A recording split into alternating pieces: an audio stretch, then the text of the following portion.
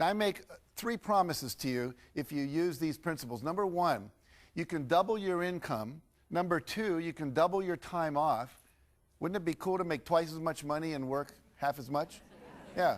And then the third thing is have more balance between your home life and your professional life and your what I call alone life. A lot of times balance is you come home and there's a whole other set of demands you have to meet. It's like another job. When do you get that alone time? So we want to make sure you have all the time to do all the things you want to do in your life. And I have used these principles in my own life. I have literally created hundreds of millions of dollars of income for myself and my colleagues. I have done the Chicken Soup for the Soul books, which I'm sure many of you are familiar with. We've actually got 125 books in print now. We've sold over 115 million copies around the world in 47 languages. And this is little Jackie Canfield, who grew up in Wheeling, West Virginia. Okay? And at that time, West Virginia had the 48th worst education system in America, and that was before Hawaii and Alaska were states. So we were right there at the bottom. So if I can do it, you can do it. My mother was an alcoholic. My father was a workaholic. We came from a dysfunctional family. And by applying these principles, I've created a life that's phenomenal. The Guinness Book World Record for having 7 books on the New York Times bestseller list on the same day. I have, thank you.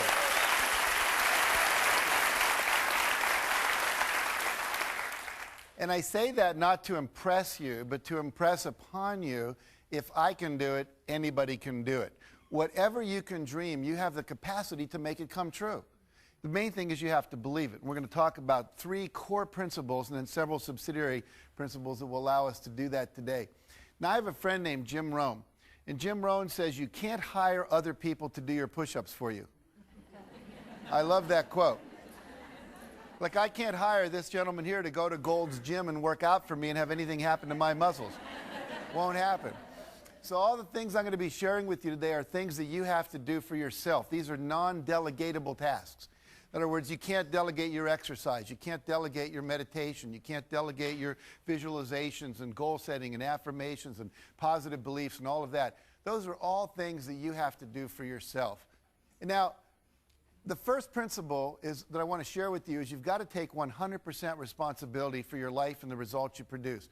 100% responsibility. That means you're going to give up all blaming. We're not going to blame the president, the economy, the weather, the governor, external laws that other people have, their prejudices. All those things are things outside of you that what most people do is blame when they don't get what they want. And whenever you're blaming something outside of you for you're not getting what you want, you're assuming that it's something outside of you that holds the key to your success. And it doesn't.